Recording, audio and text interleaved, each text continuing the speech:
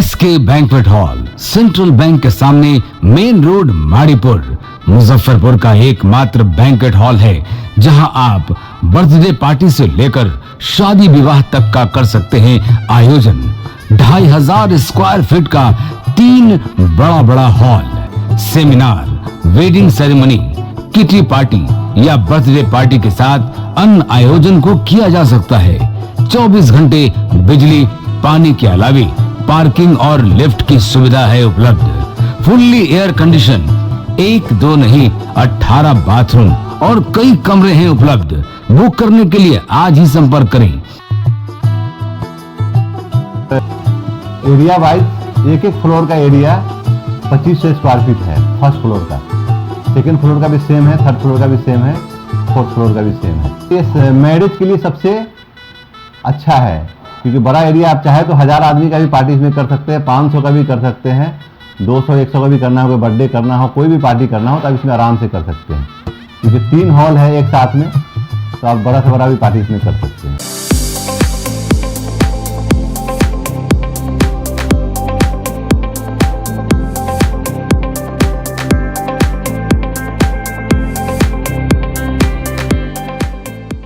इस शो के प्रायोजक है मां भवानी डेकोर प्राइवेट लिमिटेड, मतलब a complete floor solution, new 0 mile Dadar road, Muzaffarpur.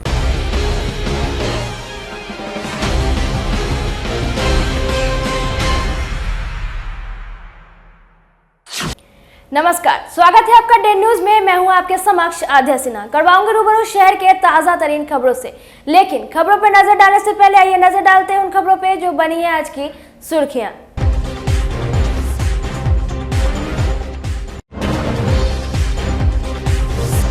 कुडनी उपचुनाव में भी बीजेपी उतारने जा रही है बारवा खिलाड़ी, मतदाता रहे सचेत। जेडीयू प्रत्याशी के नामांकन में मुजफ्फरपुर आए ललन सिंह ने मोदी सरकार पर साधा जमकर निशाना।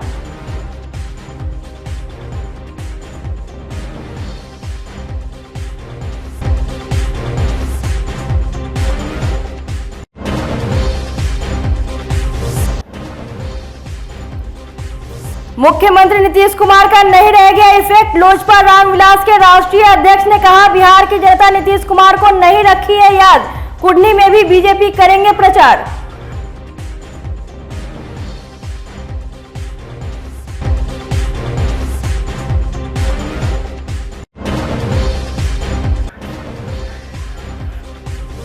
और महिलाओं से धोखाधड़ी करने वाले गिरोह के 4 सदस्य चढ़े पुलिस के हत्थे, हथियार के साथ आपत्तिजनक सामान बरामद।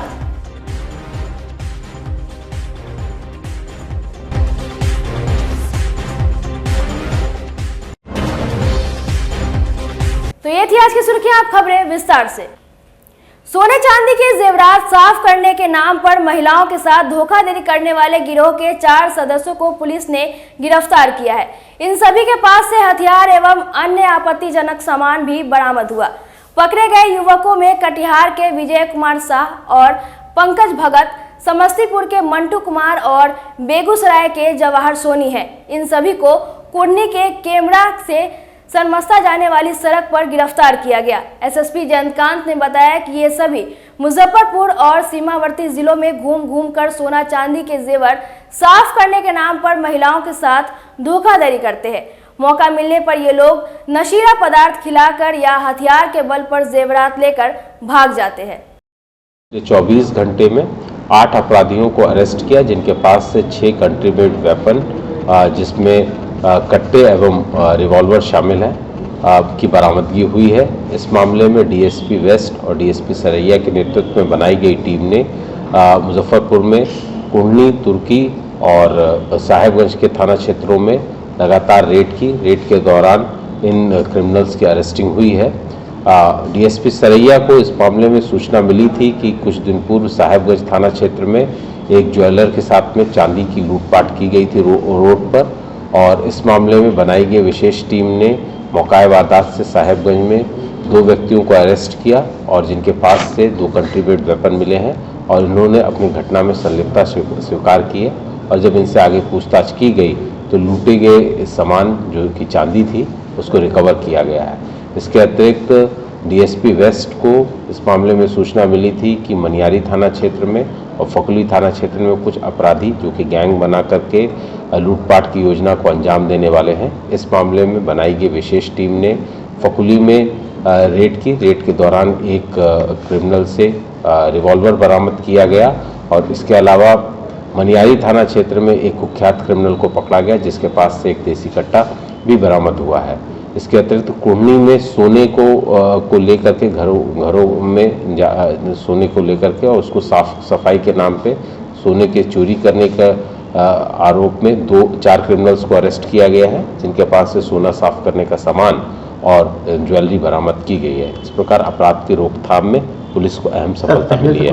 यही आपराधिक इतिहास उन लोगों का है। इसमें जितने भी लोग अरेस्ट हुए हैं इन सभी का पूर्व में भी आपराधिक इतिहास रहा है। इनसे इंट्रोगेशन किया जा रहा है। ये लोग बड़े क्रिमिनल गैंग से संपर्क में है और जिसके साथ में जिसके अहम सबूत हम लोगों को मिले हैं, हम लोग इसके ऊपर वर्क कर रहे हैं। सर, कंटेनमेंट वेपन जिले में आ कहाँ से जो अपराधियों को मिली? जो भी चीज़ है इसके लिए इन लोगों से पूछताछ की गई है। इसमें से जितने भी लोग हैं वो पहले से भी मतलब इसी तरीके की घटनाओं में रहे हैं और अभी हैं, इसलिए जो इनसे पूछताछ जारी है। डिफरेंट लोकेशन से ये लोग सप्लाई करते हैं, कई बार अन्य राज्यों से भी और अन्य जिलों से भी मंगाते हैं। हम लोग इन लोगों से पूछताछ कर रहे हैं। मुजफ्फरपुर के कुढ़नी विधानसभा उपचुनाव में जदयू के प्रत्याशी मनोज कुशवाहा ने सोमवार को नामांकन दाखिल कर दिया। इस दौरान पार्टी के राष्ट्रीय अध्यक्ष ललन सिंह सहित कई नेताओं के साथ राजद के भी बड़े नेता साथ रहे। ललन सिंह ने कहा कि यहां भी बीजेपी 12वां प्लेयर उतारेगी, जनता को सचेत रहने की जरूरत है। 12वें खिलाड़ी का मतलब उनका ओवैसी की पार्टी के उम्मीदवार से था। नामांकन दाखिल करने के बाद मनोज कुशवाहा ने कहा कि पिछले 6-7 वर्षों से क्षेत्र में विकास का काम ठप पड़ा है। जीतने के बाद सबसे पहले बेरोजगारी दूर करने का काम करेंगे। वायरल हो रहे फोटो पर मनोज कुशवाहा ने कहा कि उन्होंने लीगल नोटिस भिजवाया है। नॉमिनेशन के बाद मुजफ्फरपुर क्लब में आयोजित सभा को संबोधित करते हुए राजद के प्रधान महासचिव अब्दुल बारी सिद्दीकी ने कहा कि महागठबंधन धर्म का पालन करते हुए सीएम नीतीश कुमार के आग्रह पर लालू यादव ने जदयू को कुढ़नी सीट दे दी। उन्होंने कहा कि आज हमने त्याग किया है, कल जरूरत पड़ने पर महागठबंधन के सहयोगी दल भी हमारे लिए त्याग करेंगे। जदयू के राष्ट्रीय अध्यक्ष ललन सिंह ने कहा कि भाजपा गोपालगंज की तरह कुढ़नी में भी 12वां प्लेयर उतारेगी, लेकिन कुढ़नी में जदयू की जीत होगी। 75% वोट महागठबंधन के साथ है। ललन सिंह ने कहा कि विधानसभा चुनाव में चिराग पासवान को उसी रोल में उतारा गया था। इसके साथ ही उन्होंने मोदी सरकार पर जमकर हमला बोला। आज 2 अभ्यर्थियों के द्वारा नामांकन भरा गया है, एक संजय कुमार निर्दलीय और एक मनोज कुमार सिंह जेडीयू से। अभी तक कुल कितने प्रत्याशी ने? कुल 3 प्रत्याशियों ने अभी तक नामांकन किया। नामांकन की अंतिम तिथि 17 को 3 बजे अपराह्न तक है। नामांकन लिए जाएंगे और 18 को स्क्रूटनी है। सबसे पहले हम आप लोगों के माध्यम से महागठबंधन के तमाम नेता सातों दल के राष्ट्रीय अध्यक्ष, प्रदेश अध्यक्ष और पार्टी को मैं बधाई देना चाहूँगा, हृदय से आभार प्रकट करना चाहूँगा कि हम पर उन्होंने विश्वास जताया है और कुढ़नी का पुनः मुझे उम्मीदवार बनाने का जो काम किया है। क्या प्राथमिकता रहेगी? विकास, और सबसे पहले प्राथमिकता हमारी होगी कि कुढ़नी में विकास तो बहुत सारे हुए हैं, जो बचे हुए काम हैं जैसे बेरोजगार और नौजवानों के लिए नौकरी पेशा रोजगार देना, इंडस्ट्री फैक्ट्री लगाना, इस काम को हम प्राथमिकता के आधार पर करने का प्रयास करेंगे। 2 बार तो आप जीते हैं, 2 बार जीता हूँ मैं। हजारों करोड़ का कुढ़नी में काम कराने का काम किया हूँ। रोड, सड़क, बिजली, नाला, पोखर, जितना भी कार्य हुआ है सब हमारे माध्यम से हुआ है। 7 वर्षों में कुढ़नी का विकास बाधित हो गया है, इसलिए हम बचे हुए कार्य को निश्चित तौर पर कराएंगे। फोटो वायरल कर रहे हैं बीजेपी के नेता, उन पर हम लीगल नोटिस कर दिए हैं, FIR भी करेंगे उन पर। यह कोई लड़ाई नहीं, बीजेपी के पास तो कोई कैंडिडेट नहीं है जो हमसे लड़ाई लड़े। अभी तक कैंडिडेट डिक्लेयर नहीं किया उन लोगों ने। कुढ़नी की आम और अवाम का है कि बाहरी को भगाना है और कुढ़नी के बेटा को नेतृत्व देना है। ये पूरे कुढ़नी के जनता का संकल्प है और कोई भी बाहरी जाएगा, चाहे बीजेपी का कोई उम्मीदवार आवे, हारने के लिए तैयार है। 30 से 40 हज़ार से उनको हरा के भेजने का काम करेंगे। देखिए जीतेंगे और जो महागठबंधन की एकजुटता है, एकता है, उसमें जीतना ही है। ठीक है। अब आप कहिएगा कितना मार्जिन से जीतेंगे, वो तो हम ज्योतिष है नहीं, मगर बड़ी बहुमत से जीतेंगे। पूर्व में भी केदार गुप्ता ने इन्हें हराया हुआ है, तो उससे कैसे निपटेगी पार्टी? पूर्व में केदार गुप्ता ने इनको हराया था 2015 के चुनाव। केदार जी हार जाएंगे फिर सब। यह व्यक्ति का चुनाव नहीं ना हो रहा है। जिस वक्त वो हारे थे उस वक्त इतनी बड़ी ताकत इनके साथ थी सटी हुई। उस समय भी वो जदयू से थे और ये भाजपा से ही थे, दोनों के बीच में ही चुनाव हुआ है। कौन भाजपा से? 2015 वाला। हाँ 2015 के चुनाव में भाई हुआ, मगर अब जो है भारतीय जनता पार्टी का पोल खुल गया। अब देहात में कह रहा है कि साहब महंगाई कम नहीं कर रहा है, बहुत तरह का जो है सब कुछ को बढ़ा दिया है, और सिर्फ ये पार्टी नफरत, घृणा, द्वेष की राजनीति कर रही है। इससे उब गया है भारत की जनता।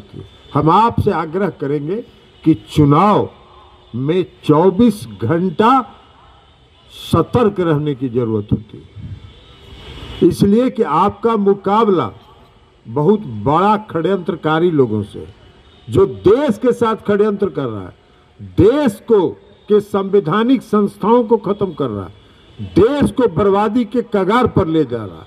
आज देश की समस्या है महंगाई, आज देश की समस्या है बेरोजगारी, उस पर कोई चर्चा नहीं होती है। पूरे मीडिया में सुबह से शाम तक एक ही चर्चा होती है, कैसे समाज में धार्मिक उन्माद फैलाया जाए, कैसे देश का सांप्रदायिक सौहार्द खराब किया जाए, कैसे देश का आपसी भाईचारा समाप्त किया जाए। क्यों? इसलिए कि देश की जनता का ध्यान कहीं कहीं भूल से भी महंगाई और बेरोजगारी पर नहीं जाए, और देश की जनता कहीं महंगाई और बेरोजगारी पर हिसाब नहीं मांगे केंद्र की सरकार से। इसलिए ध्यान भटकाने के लिए ये काम हो रहा है। इससे सतर्क रहने की जरूरत है। अगर इन लोगों के हाथ में देश रहा तो देश आगे बर्बाद हो जाएगा। देश को बचाना है, और देश को बचाने के लिए आदरणीय लालू प्रसाद जी, आदरणीय नीतीश कुमार जी ने और माननीय तेजस्वी प्रसाद यादव जी ने महागठबंधन बनाया है। यह संकल्प लिया है कि 2024 में भारत मुक्त भाजपा बनाएंगे। आपसे आग्रह है कि 5 दिसंबर को भाजपा मुक्त कुरहनी विधानसभा पुराना समाजवादी पृष्ठभूमि का विधानसभा रहा है।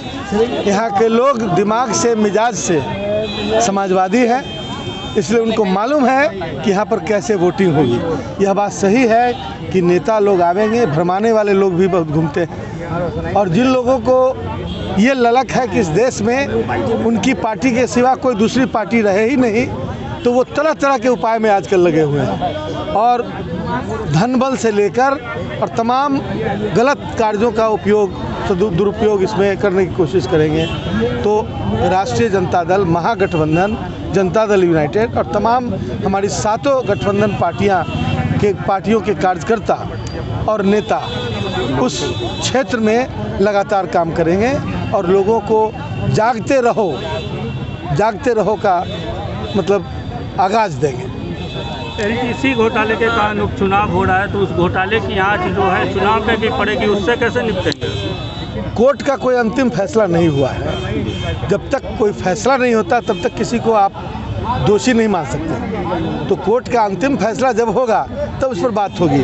अभी इतना ही कहा जा सकता है कि जिस कोर्ट में मैं वही बता रहा हूँ कि किसी भी इसी तरह के कोर्ट में ब्रजेश पाठक जो उत्तर प्रदेश के उप मुख्यमंत्री हैं, उनको एक्विटल मिला हुआ है। तो आप किस आधार पर, जब तक अंतिम कोर्ट का फैसला नहीं है तब तक आप उसे आरोपित नहीं कर सकते। लेकिन ये प्रावधान है, प्रावधानों के अनुरूप जो है किसी भी कोर्ट के फैसले के बाद यह इलेक्शन कमीशन द्वारा निर्णय लिया गया तो फिर उसी कानून है, हम संविधान को मानने वाले हैं, इसलिए हम संविधान के अनुसार काम करें। कोर्ट ने तो मामले में स्टे भी दे दिया, ये विधानसभा अध्यक्ष भी मिले, चुनाव की नहीं वो सब देखिए, वो चुनाव हो रहा है, वो कहानी, वो मैं वही तो बोल रहा हूँ, मैं वही बोल रहा हूँ कि ये काम, ये निर्णय लेना इलेक्शन कमीशन का काम है। ये निर्णय लेना कोई किसी पॉलिटिकल पार्टी का काम नहीं है। तो इसलिए जब निर्णय हो गया है इलेक्शन कमीशन का, तो हम लोग संविधान को मानने वाले हैं। अब संवैधानिक स्तर दृष्टिकोण से इलेक्शन कमीशन ने जब नोटिफाई कर दिया, तो फिर आगे इलेक्शन होगा। जिस दिन किसी कोर्ट का निर्णय इनके नोटिफिकेशन को रद्द करेगा या फिर उसे रोकने का काम करेगा, फिर उस दिन विचार करेंगे उसको। 15 में नहीं आए थे, चुनाव हार गए, तो इस बार फिर हम आ गए हैं, तो चुनाव इनको जिताना है, इनको जिताना है ना बढ़िया से। तो चलिए जिताइए। अभी सिद्दीकी साहब भारतीय जनता पार्टी के नामाकरण के बारे में अपनी बात कह रहे थे, उसी कड़ी में मैं जोड़ते हुए, भारतीय जनता पार्टी के अनेक नाम हैं, उसमें अभी कुछ दिन पहले एक साथी ने मुझसे कहा कि भारतीय जनता पार्टी का एक और नाम है। हमने कहा कि क्या नाम है? तो कहा कि देखिए, कुछ लोग जुट कर अगर कहीं मटन खाएं तो मटन पार्टी, कुछ लोग जुट कर कहीं चाय पिए तो चाय पार्टी, कुछ लोग कहीं जुट कर चिकन खाएं तो चिकन पार्टी, और कुछ लोग जुट कर भारत की जनता को खाए तो भारतीय जनता पार्टी। तो इस भारतीय जनता पार्टी से बचाना है तो सब लोग मिलकर के नीतीश कुमार जी के हाथ को मजबूत कीजिए, तेजस्वी यादव जी के हाथ को मजबूत कीजिए और मनोज जी को यहाँ से जिताकर भेजिए। बहुत बहुत धन्यवाद। अरे भाई, लोकतंत्र है, सभी को अपना अधिकार है कि चुनाव लड़े लड़ाएं, सबको अधिकार है, उनको भी अधिकार है, सब लोग लड़ रहे हैं। जनता तय करती है ना, जनता सब जानती है कि कौन कहाँ से क्या कर रहा है, कौन है जो किसका काम कर रहा है, कौन किसके इशारे पे काम कर रहा है। जनता बहुत समझदार है और ख़ास तौर से कुरहन्नी की जो जनता है बहुत समझदार है। इसलिए सारे लोगों ने मन बना लिया है कि ये लड़ाई कुरहन्नी की नहीं है। की जनता बेवकूफ़ थी। नहीं, कहाँ की कुरहन्नी की जनता समझदार है तो नहीं, एक बात बता देते, नहीं, कहाँ की जनता बेवकूफ़, हमने कहा देश की जनता समझदार है। देश की जनता समझदार है। आप गोपालगंज में अगर समझदार नहीं होती तो पिछले 2020 में मात्र 2 साल पहले हमको 38,000 वोट आया था।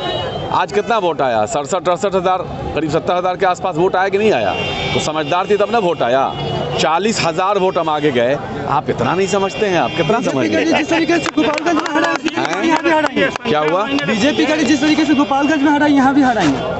बीजेपी, हाँ, बीजेपी को देश हराने के लिए बैठा हुआ है। सुने नहीं कि भारतीय जनता पार्टी जो लूट के खा रही है देश को, पार्टी पर क्या कहेंगे?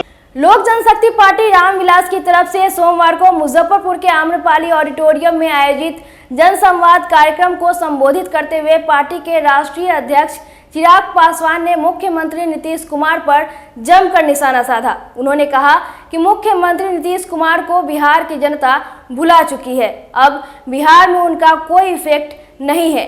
कुर्नी विधानसभा उपचुनाव को लेकर भी उन्होंने दावा किया कि इस सीट पर भाजपा की बड़ी अंतर से जीत होगी। उन्होंने भाजपा उम्मीदवार के पक्ष में प्रचार करने की बात कही।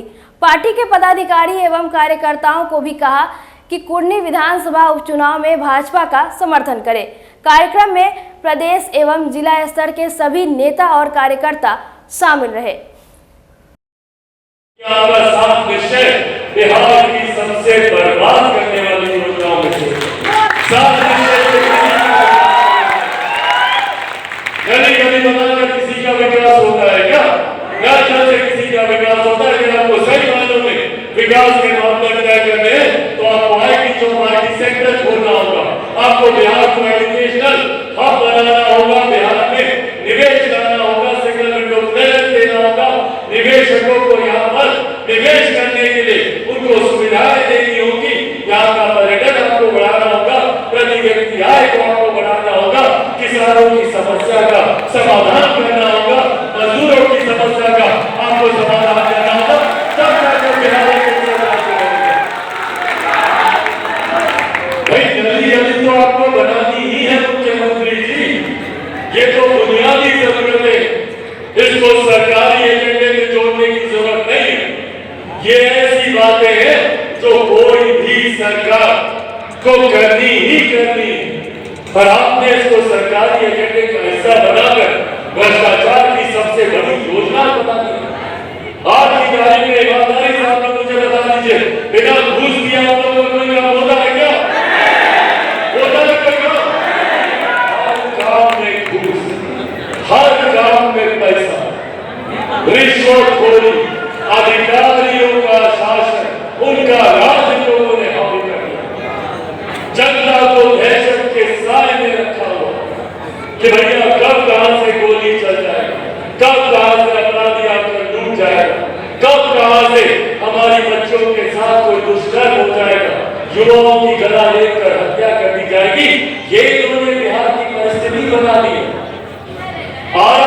अभी हम लोग परसों जा रहे 9 दिन में 9 हत्या, और ताजुब तो तब जबकि वहां का जिला अधिकारी स्वयं लिख के इस बात की जानकारी दे रहे हैं कि बिगाड़ा के जिला की बदहाल परिस्थिति है कानून को लेकर। मुजफ्फरपुर के कुर्नी विधानसभा क्षेत्र से टिकट का दावेदारी करने वाले आरजेडी नेता शेखर सहनी ने पार्टी की प्राथमिक सदस्यता से इस्तीफा दे दिया है। उपचुनाव में सिटिंग सीट जदयू को दे दिए जाने से नाराज शेखर सहनी ने सोमवार को अपने आवास पर आयोजित प्रेस वार्ता में कहा कि उम्मीद थी कि पार्टी कुर्नी से टिकट देगी। पार्टी की ओर से भरोसा भी दिलाया गया था। उसके बाद से क्षेत्र में प्रचार प्रसार भी शुरू कर दिया गया था, लेकिन कुर्नी सीट को जेडीयू की झोली में डाल दिया गया। शेखर सहनी ने कहा कि आगे की रणनीति 16 नवंबर को तय करेंगे। नामांकन की अंतिम तिथि 17 नवंबर है। ऐसे में देखना होगा कि शेखर सहनी वीआईपी से चुनाव तो नहीं लड़ेंगे। इसके पार्टी छोड़ने पर आरजेडी का क्या रुख होता है, यह भी देखना होगा। 16 तारीख को हम इसका आप लोगों को अवगत कराएंगे कि हमको क्या करना है। आज इसी में क्या बताना, क्या जानकारी साझा करना है? हम जानकारी यही साझा करना कि आरजेडी के प्राथमिक सदस्यता एवं सभी पदों से हम इस्तीफा दे रहे हैं। आरजेडी को जो अति पिछड़ा और मल्लाह के बेटा के साथ जो छलावा आरजेडी ने किया है, जो एक पॉलिटिकल हत्या करने का काम किया है, इसके खिलाफ हम बगावत के रूप में इस्तीफा दे रहे हैं। हमने 25 साल से पार्टी की सेवा की है, पार्टी को मजबूत किया है। जिस समय नीतीश जी की सत्ता थी उस समय आरजेडी के झंडा लगाने से लोग कतरा रहा था। उस समय हमने झंडा लगाकर ओपन आरजेडी का हौसला बुलंद करने का और पार्टी को मजबूत करने का काम किया। और लालू जी माननीय राष्ट्रीय अध्यक्ष, उन्होंने बराबर हमको आश्वासन देते रहे कि तुमको इस बार जगह मिलेगा, बोर्ड में मिलेगा, निगम में मिलेगा, टिकट मिलेगा। इसके बाद इस बार तो उन्होंने 100% आश्वासन दिया था कि इस बार तुमको जरूर लड़ाएंगे। और उन्होंने ये भी कहा था कि हम तेजस्वी को बोल दिए। इसके बाद जदयू को सीट चला गया।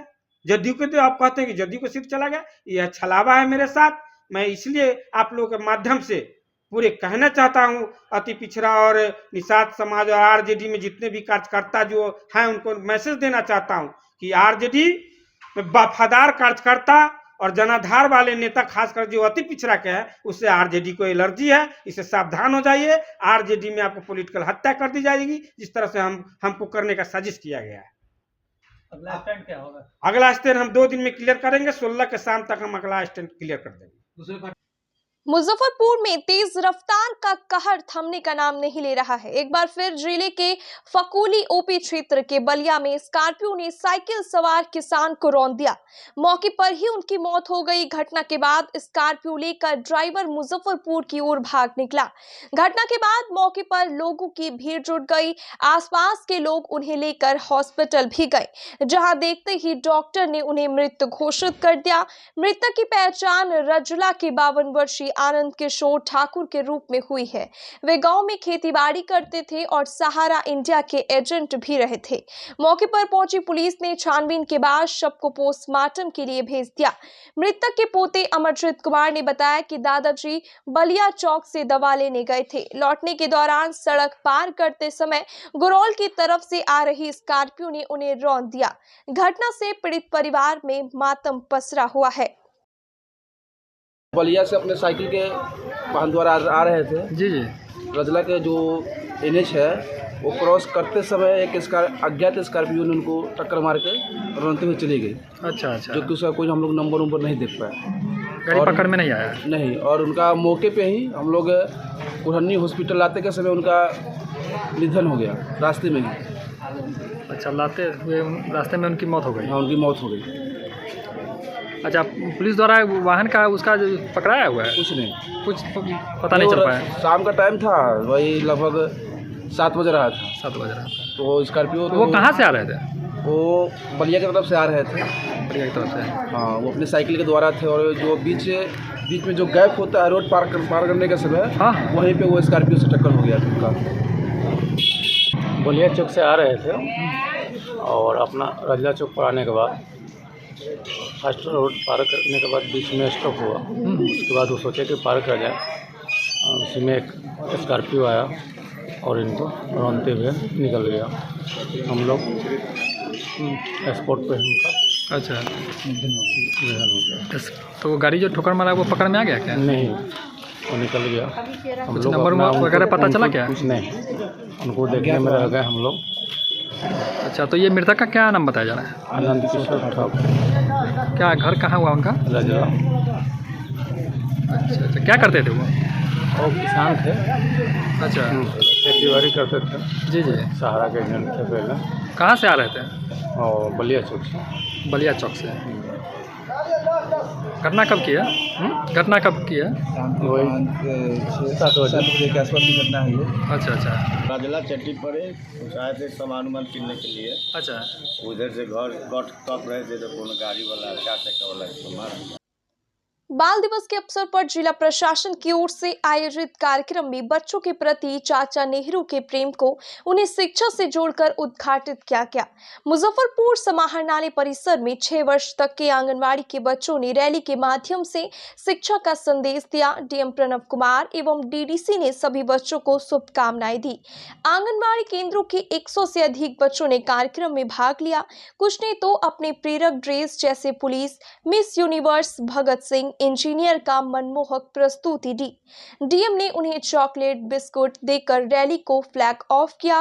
मौके पर DPRO Dinesh Kumar, DPO ICDS सहित कई सीडीपीओ मौजूद रहे।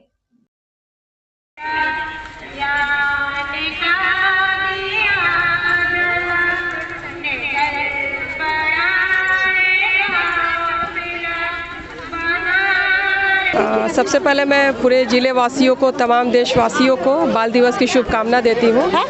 हम लोग का एक छोटा सा प्रयास था आईसीडीएस के मार्फत बाल दिवस पे कुछ थीम रखकर उद्देश्यपूर्ण रैली करना, जिसमें आंगनबाड़ी का मुख्य उद्देश्य स्कूल छोड़ने की प्रवृत्ति और कुपोषण में कमी लाना। जिसमें से स्कूल छोड़ने की प्रवृत्ति के बहुत बच्चे स्कूल की शिक्षा पूरी नहीं कर पाते। एडमिशन तो हो जाती है, परंतु चूंकि उनको आदत नहीं होती है बैठने की, 8 घंटे स्कूल में रहने की, तो आंगनबाड़ी में बच्चों को प्रैक्टिस कराया जाता है 3 से 6 साल के बच्चों को प्री स्कूल एक्टिविटी के थ्रू।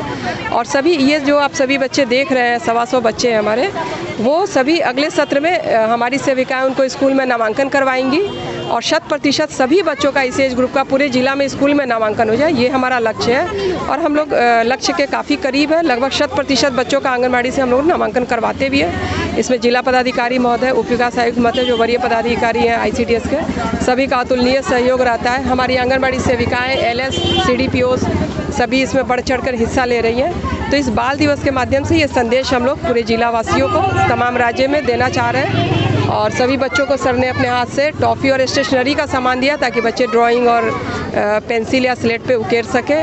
विभिन्न आंगनबाड़ी केंद्रों से बच्चों ने आज बाल दिवस के अवसर पर काफ़ी उत्सवपूर्ण माहौल में यहाँ आज उपस्थित हुए हैं और सभी को हम लोगों ने बाल दिवस की शुभकामनाएं दी हैं। और बच्चे, जैसा सभी जानते हैं, आज के बच्चे ही कल का देश का भविष्य हैं।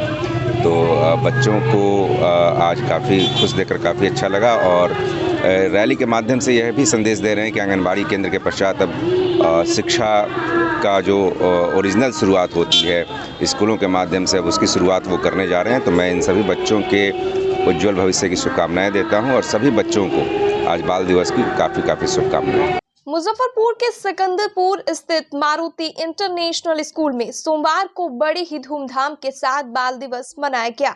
इस अवसर पर स्कूल के प्रबंध निर्देशक प्रोफेसर राकेश सम्राट ने दीप प्रज्वलित कर एवं पंडित जवाहरलाल नेहरू के चित्र पर माल्यार्पण कर कार्यक्रम का उद्घाटन किया। बच्चों को संबोधित करते हुए उन्होंने कहा कि हम सभी पंडित नेहरू को चाचा नेहरू के नाम से भी जानते हैं। बच्चों के प्रति उनका स्नेह बहुत था। वे बच्चों को देश के भविष्य के रूप में देखते थे। बच्चों को सही शिक्षा और सही परवरिश से ही भविष्य सुरक्षित एवं उज्जवल होगी। मौके पर स्कूल की प्राचार्या दीपमाला, से प्राचार्या रितु वर्मा, राजेश कुमार सिन्हा, PRO श्वेता रानी, मिहिर अग्रवाल, सतीश कुमार, श्वेता कुमारी सहित शिक्षक एवं कर्मचारी उपस्थित रहे।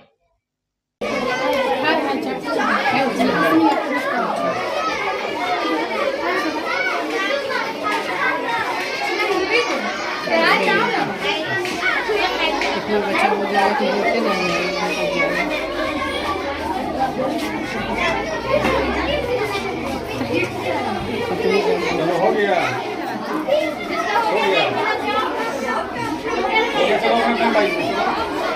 आ रहे हैं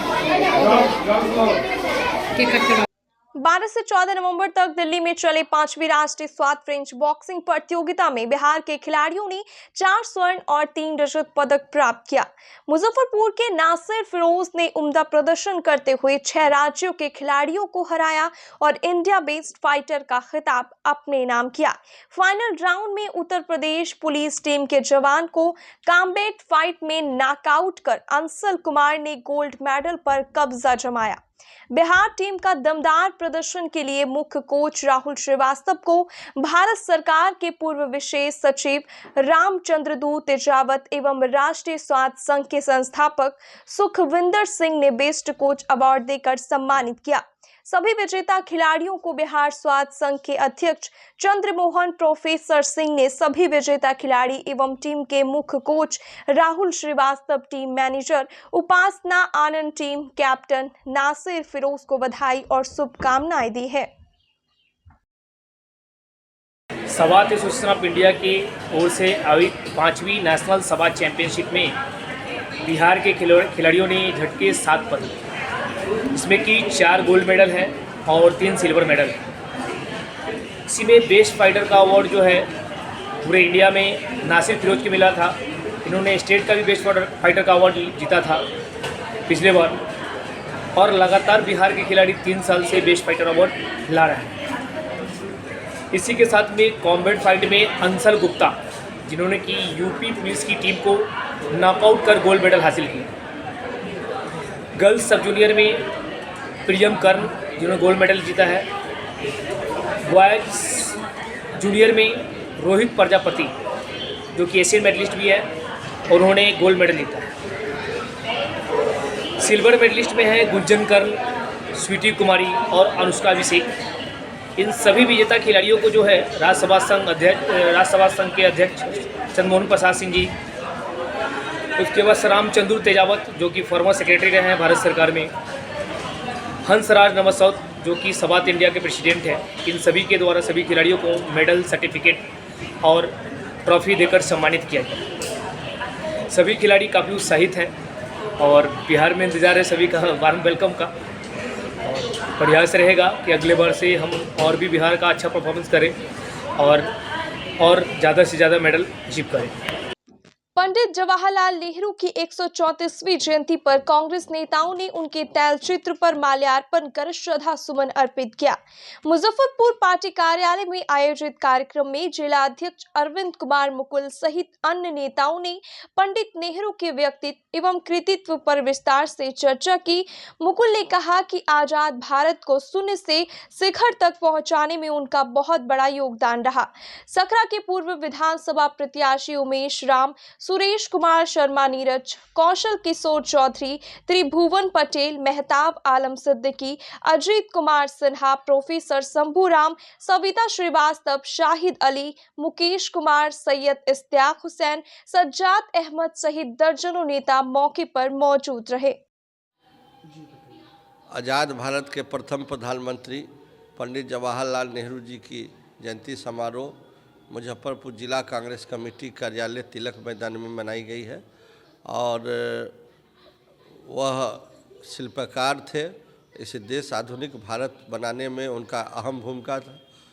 आज़ादी के बाद नेहरू जी जब प्रधानमंत्री बने, बहुत कम दिनों में IIT खड़गपुर, एम्स जैसे संस्था 7 साल में ही दिल्ली में एम्स हॉस्पिटल बनाने का काम किया, बहुत सारे डैम और सेना को सुसज्जित जो भी हथियार, हेलीकॉप्टर, सारा चीज़ मुहैया कराया। और आज देश आप देख रहे हैं, भारत देश, उसमें अहम भूमिका, विकास में अहम भूमिका रहा है पंडित जवाहरलाल नेहरू जी का। और हम समझते हैं कि आज जो भी बड़े बड़े इमारत है वह नेहरू जी के कार्यकाल में ही बनाया गया है। खड़गपुर IIT में जितने भी टॉपर थे IITian सब वह इसरो हो गया, बहुत सारे देश के विकास में उनका योगदान रहा है। इसलिए मुजफ्फरपुर जिला कांग्रेस कमेटी उनको सत नमन करती है। मुजफ्फरपुर के कन्होली शहरी प्राथमिक स्वास्थ्य केंद्र की ओर से सोमवार को पुरानी बाजार सत्यनारायण विवाह भवन में निःशुल्क स्वास्थ्य शिविर का आयोजन किया गया, जिसमें कुल 110 लोगों का इलाज करने के साथ शुगर, BP जांच एवं खून की जांच की गई। कार्यक्रम में चिकित्सा पदाधिकारी डॉक्टर निशांत कुमार, दीपक कुमार, मेनका कुमारी, सोनी कुमारी, ज्योति कुमारी, भावना कुमारी, गौरव कुमार, आविद रोशन कुमार भी कार्यक्रम में अपना अहम योगदान दिया। आज विश्व मधुमेह दिवस 14 नवंबर के अवसर पर सदर अस्पताल मुजफ्फरपुर के तत्वाधान में प्राथमिक स्वास्थ्य केंद्र, शहरी प्राथमिक स्वास्थ्य केंद्र कन्हौली एवं बालाजी परिवार के संयुक्त रूप से सत्यनारायण अतिथि भवन के प्रांगण में विशाल शिविर का आयोजन किया गया, जिसमें यहाँ पर लगभग 150 मरीजों का स्वास्थ्य परीक्षण किया गया, जिसमें लगभग सभी लोगों का ब्लड शुगर, BP जांच किया गया, उसके बाद वजन किया गया। उसके बाद जिसको जो परामर्श विशेष चिकित्सक प्रभारी डॉक्टर अभिषेक तिवारी एवं डॉक्टर निशांत कुमार के द्वारा उन्हें विशेष परामर्श दिया गया। उसके बाद उनको उचित दवा दिया गया, जिसमें से बहुत लोगों का हेमोग्लोबिन, CBC जांच वगैरह भी किया गया। कुछ लोगों को जो मधुमेह का मरीज मिला है उनको निगरानी में रखने के लिए PSC के द्वारा निर्देश दिया गया है, उन्हें खाने पीने के बारे में बताया गया है। और इसका उद्देश्य यही है कि हर जगह जाकर, ये स्वास्थ्य विभाग का बहुत बड़ा देन है कि वह जगह जगह जाकर कैंप के माध्यम से लोगों को जागरूक करने का काम कर रही है। इस अवसर पर कन्हौली प्राथमिक स्वास्थ्य केंद्र के NM मेनका कुमारी, ज्योति कुमारी, दीपा भारती एवं सोनी कुमारी, TMC दीपक कुमार और आविद हसन, गौरव कुमार का विशेष योगदान रहा। इस अवसर पर हमारे बालाजी परिवार का भी सभी लोगों का सहयोग रहा। बालाजी परिवार के यही उद्देश्य है कि लोगों के बीच में सामाजिक, जैसे बिहार सरकार के द्वारा चलाए गए कार्यक्रम का जागरूकता लोगों के बीच में फैलाने का काम करती आई है। मुजफ्फरपुर के पानापुर करियात स्थित Saint Joseph senior secondary school में सोमवार को हर्षोल्लास के साथ बाल दिवस मनाया गया। इस अवसर पर बच्चों ने शैक्षणिक प्रदर्शनी और फूड स्टॉल भी लगाया। छात्र छात्राओं ने सांस्कृतिक कार्यक्रम प्रस्तुत कर समा बांध दिया। इससे पहले कार्यक्रम का शुभारंभ SDO पश्चिमी ब्रजेश कुमार और अविनाश तिरंगा ऑक्सीजन बाबा ने किया। मौके पर स्कूल के निदेशक प्रमोद कुमार और प्राचार्य सुबोध कुमार सहित सभी शिक्षक एवं कर्मचारी मौजूद रहे। SDO ब्रजेश कुमार ने बच्चों को शुभकामनाएं देते हुए जीवन में हमेशा आगे बढ़ने की प्रेरणा दी। निदेशक प्रमोद कुमार ने भी छात्र छात्राओं को शुभकामनाएं देते हुए कार्यक्रम की सराहना की। बच्चों द्वारा लगाए गए साइंस एग्जीबिशन से अतिथिगण काफी प्रभावित हुए। सभी ने फूड स्टॉल पर भी जाकर व्यंजनों का आनंद उठाया। बाल दिवस के मौके पर आज जो भारतवर्ष के बारे में बताया जाता है कि नया भारत, मॉडर्न इंडिया, इसकी नींव पंडित जवाहरलाल नेहरू ने रखी थी और उनका आज जन्मदिन है, जिसे बाल दिवस के रूप में सेलिब्रेट किया जाता है। और काफ़ी खुशी की बात है कि आज हम सब कोई पानापुर अवस्थित Saint Joseph senior secondary high school में एक जो बाल दिवस 2022 का कार्यक्रम चल रहा है उसमें उपस्थित हुए हैं। यहाँ के बच्चे काफ़ी इनोवेटिव हैं। उन्होंने बाल दिवस को एक अच्छे अपॉर्चुनिटी, एक अच्छे प्रोस्पेक्ट में प्रेजेंट किया है। और मैंने इनके स्टॉल्स घूम करके देखा है, उनके जो सोचने की जो क्षमता है इसे यह परिलक्षित हो रही है कि तीसरे क्लास के बच्चे इसरो, स्पेसक्राफ्ट जैसे चीज़ों को डिज़ाइन किए हुए हैं। ये काफ़ी अच्छा भविष्य है हमारा, नहीं अपने ज़िले का, अपने राज्य का और अपने राष्ट्र का भी। और मैं उम्मीद करता हूँ कि जो सेंट जोसेफ जो फैमिली है वो शिक्षा के क्षेत्र में अच्छी कार्य कर रही है। और मैं यह आश्वासन भी देना चाहता हूँ आप सबों के सामने कि जिला प्रशासन आपके साथ है। आप जब भी आवश्यकता महसूस करें, हमारा किसी भी प्रकार का सहयोग अगर आप चाहते हैं तो ये हम लोग देने के लिए तैयार हैं। यही एक मौका है, मैं स्वयं अपने आप को गौरवान्वित महसूस कर रहा हूं कि आज इस अच्छी तिथि पर एक अच्छा कार्यक्रम आयोजित इनके द्वारा किया गया है और हमें इसमें बुलाया गया है। हमें भी अपना बचपन याद आ रहा है। हम लोग भी जब छोटे बच्चे थे तो चाचा नेहरू के जन्मदिन को कैसे सेलिब्रेट किया जाता था और आज उसमें कितना फ़र्क हुआ है, तो यह बताता है कि सही में हम लोग एक मॉडर्न इंडिया की ओर अग्रसर हैं और वो दिन दूर नहीं। बच्चों के लिए मेरा यही संदेश है कि देखिए, शिक्षा एक ऐसा शस्त्र है, एक ऐसा अस्त्र है जिसके द्वारा आप जो सोच रहे हैं अपने लिए, अपने परिवार के लिए, अपने राष्ट्र के लिए, वो दे पाएंगे। इसलिए इस प्रकार की कार्यक्रम आयोजित करना और लोगों में जागृति लेना आज के दिन का सबसे बड़ा प्रासंगिकता है। बच्चे इससे सीख लें, चाचा नेहरू के बताए हुए रास्ते पर चलते हुए अपना तो लक्ष्य प्राप्त ही करें, साथ ही साथ राष्ट्र के विकास में अपना योगदान दें। बाल दिवस के अवसर पे सबसे पहले हमारे इस कार्यक्रम के मुख्य अतिथि माननीय ब्रजेश कुमार जी, SDO पश्चिमी और ऑक्सीजन आवास के नाम से प्रचलित अविनाश तिरंगा, और ख़ासकर बच्चों ने जो कार्यक्रम बनाया है, खासकर जो मॉडल बनाया है, उससे यह परिलक्षित है और विद्यालय को या आने वाले पीढ़ी को यह आश्वस्त करता है कि जो देश में या विश्व में जो समस्याएं हैं उसका निदान उनके पास होगा। इनके पास वो क्रिएटिविटी दिख रहा है, चाहे वो पॉल्यूशन की समस्या हो, चाहे आर्थिक स्थिति की समस्या हो, सबका उन्होंने एक निदान सुझाया है। उम्मीद करते हैं कि ये आगे बढ़कर अपने क्रिएटिविटी को मूर्त रूप देंगे और जो खासकर क्लाइमेट चेंज है उस पर विजय पाएंगे। और इसमें सारे शिक्षक, हमारे प्राचार्य महोदय, इनका बहुत बहुत योगदान रहता है। मुजफ्फरपुर के मोतीपुर मंगुराहा ताजपुर पंचायत के ताजपुर मुसहर टोला पश्चिमी में इफ्को टोक्यो समन्वित ग्रामीण विकास परियोजना की ओर से मुसहर जाति के चौमुखी विकास अक्षर पहचान कार्यक्रम का आयोजन किया गया। कार्यक्रम के दौरान बच्चियों के बीच cricket, badminton, ludo, volleyball, carrom board, किताब, कॉपी, कलम, स्लेट, पेंसिल सहित अन्य सामग्री का वितरण किया गया। खेल सामग्री पाकर बच्चियों के खुशी का ठिकाना नहीं रहा। मौके पर जयदेव द्विवेदी, प्रोजेक्ट इंचार्ज पूनम श्रीवास्तव, तापस महापात्रा सहित सैकड़ों ग्रामीण मौजूद रहे। सारा फायदा हुआ है, किचन, बाथरूम, सोलर, ये सब हम लोग को मिला है, गैस, चूल्हा। और क्या क्या फायदा हुआ? बच्चों लोगों को क्या क्या मिल रहा है? कॉपी, किताबें सब मिल रहा है और खेलना, ये सब,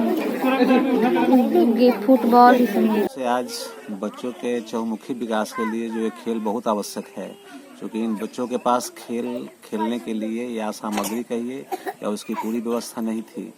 और छोटे बच्चों का बहुत अच्छा विकास का एक स्रोत खेल है। तो आज बच्चों को विशेष करके जो खेल के कारण उनकी मानसिक विकास होती है, शारीरिक विकास भी होता है, साथ ही एक सामाजिक बॉन्ड बनता है। उनका आपस में कोऑपरेशन, प्यार, सहयोग जैसे उनके जो मैनर्स हैं वो डेवलप करते हैं। इसलिए आज विशेष करके बच्चों को खेल की क्या विशेषता है, उससे क्या उनका विकास होगा, इस पर चर्चा किया गया और आज खेल की सामग्री दी गई है, जिससे उनका शैक्षणिक, शारीरिक और बौद्धिक विकास भी निरंतर होता रहे। किशोर बालिकाओं में होने वाली आंतरिक बीमारियों, उनके बचाव व सामाजिक सुरक्षाओं पर जो है एक सामाजिक जीवन पर एक कार्यक्रम आयोजित किया गया है। इसमें यहाँ के जो बच्चे हैं उन्होंने जो है हम लोग जब आए थे तब लोग पैसे से और इससे जो यहाँ पर ज़्यादा खेलते थे, तो हम लोगों ने उनसे बात करके कुछ खेल सामग्रियों का आज इस कार्यक्रम में वितरण किया है। और दूसरा, हमारे यहाँ गांव में बच्चे बहुत कम पढ़ाई में जाते थे पढ़ने के लिए, तो उसके लिए हमने एक अक्षर परिचय अभियान शुरू किया है।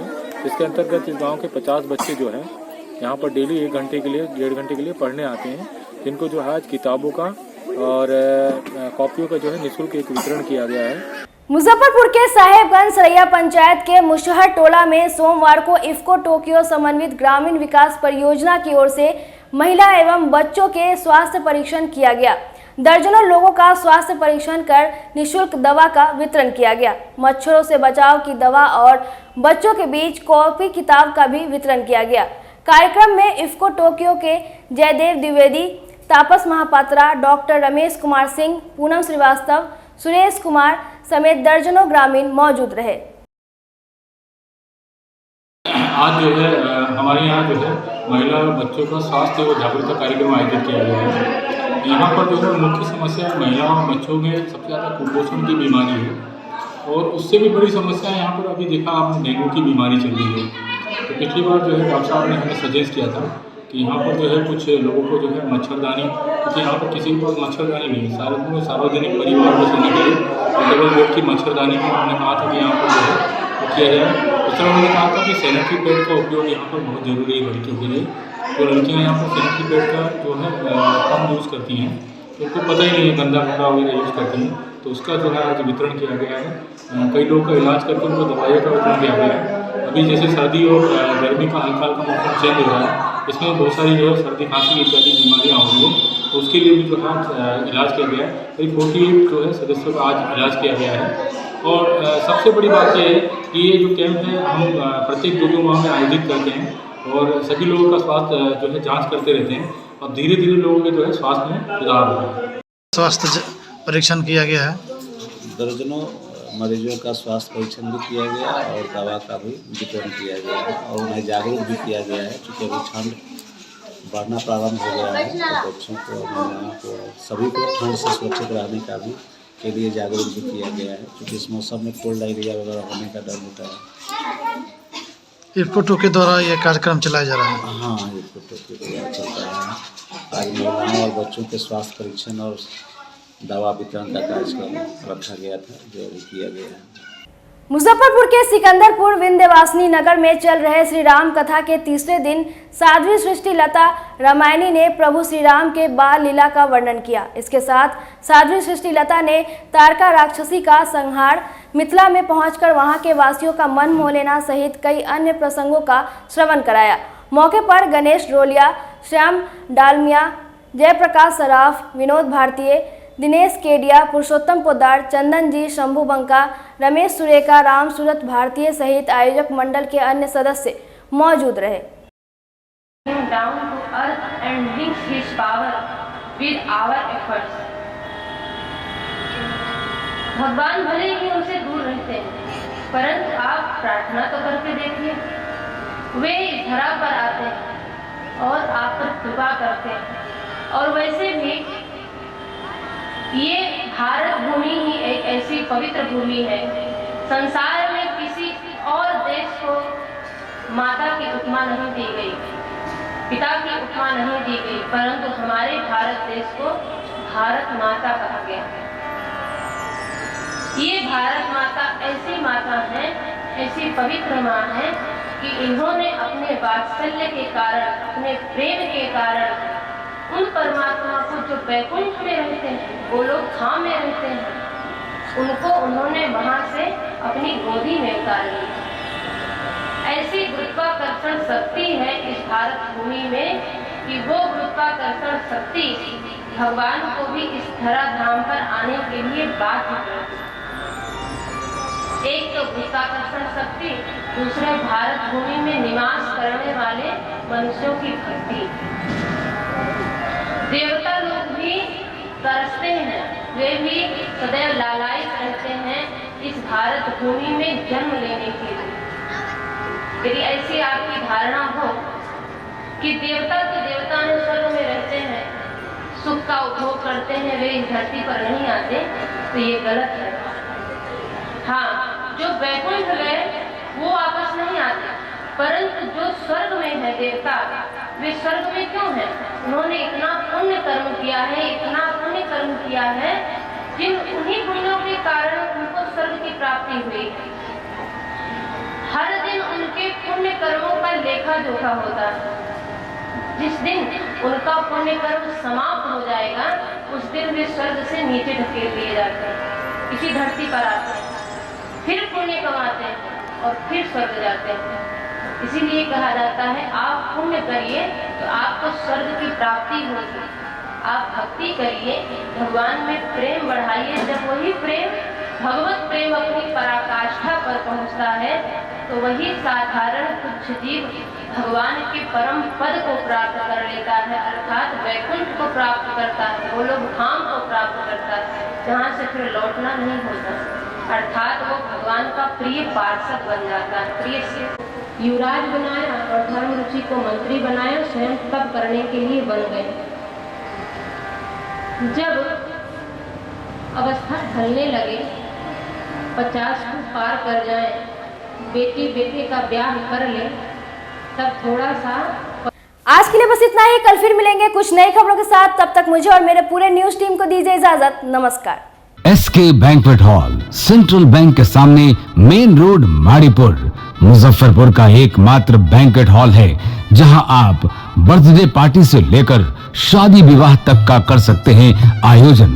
2500 स्क्वायर फीट का 3 बड़ा hall, seminar, wedding ceremony, kitty party या बर्थडे पार्टी के साथ अन्य आयोजन को किया जा सकता है।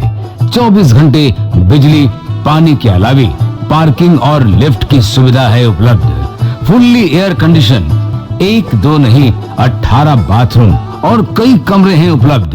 बुक करने के लिए आज ही संपर्क करें। एरिया वाइज एक फ्लोर का एरिया 2500 स्क्वायर फीट है। फर्स्ट फ्लोर का, सेकंड फ्लोर का भी सेम है, थर्ड फ्लोर का भी सेम है, फोर्थ फ्लोर का भी सेम है। इस मैरिज के लिए सबसे अच्छा है क्योंकि बड़ा एरिया, आप चाहे तो 1000 आदमी का भी पार्टी इसमें कर सकते हैं, 500 का भी कर सकते हैं, 200-100 का भी करना हो, कोई बर्थडे करना हो, कोई भी पार्टी करना हो तो आप इसमें आराम से कर सकते हैं क्योंकि 3 हॉल है एक साथ में, तो आप बड़ा से बड़ा भी पार्टी इसमें कर सकते हैं। इस शो के प्रायोजक है मां भवानी डेकोर प्राइवेट लिमिटेड, मतलब a complete floor solution, new 0 mile Dadar road, Muzaffarpur.